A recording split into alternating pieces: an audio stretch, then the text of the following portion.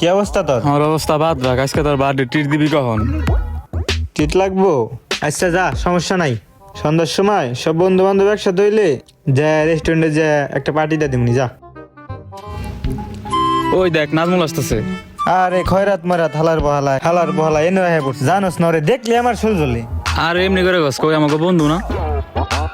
Happy birthday বন্ধু, আজকে তো তোর বার্থডে, তোর জন্য একটা গিফট নিয়ে আইছি। গিফট আনছস? আচ্ছা দে দেখি। খয়রাত আবার কি গিফট আনলো? থাক তাইলে জায়গা, আমার কাজ আছে, পরে দেখা হইব।